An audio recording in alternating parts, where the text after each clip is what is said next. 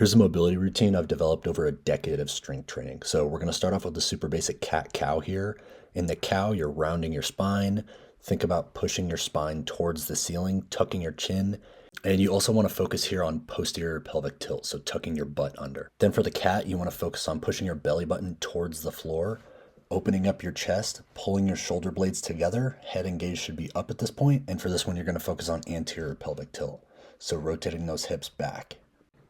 All right, next, you're already in this position, so we're going to go straight to a bird dog. So your torso is going to stay in place, chest and hips remain facing the ground, and you're going to extend one arm as far away from your body as possible and the opposite leg.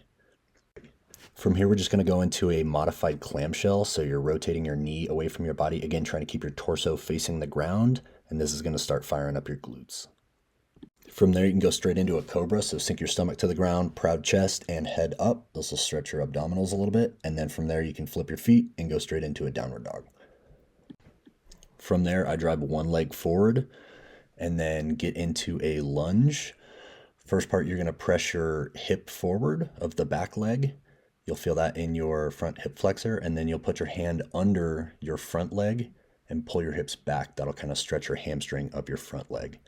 From there, you're going to move your leg to the inside of your back leg and then fall down into kind of like a modified pigeon stretch here. So this is really going to hit all parts of your glutes. I like to kind of rotate around a little bit. And then from there, you can pretty much just flip it, do the other side in reverse. So hit the glute, again, pulling back here for the hamstrings and then pushing forward here for the hip flexors and top of the quads. This next one I haven't heard a name for, so if you know the name of this, drop it in the comments. But you're going to sit upright, keep your feet on the floor, and rotate your knees from side to side. Again, trying to keep your torso facing to the front as much as possible. It's going to rotate a little bit probably.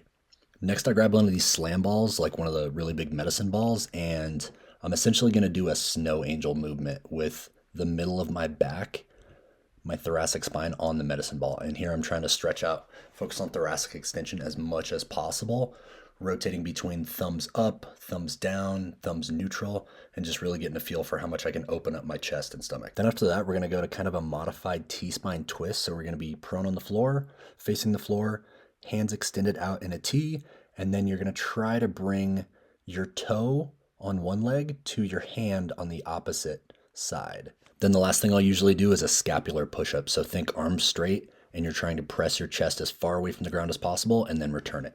After this, you should be pretty warmed up. Thoracic extension should be opened up. Your pelvis should be pretty mobilized, and your nervous system should be firing on all cylinders.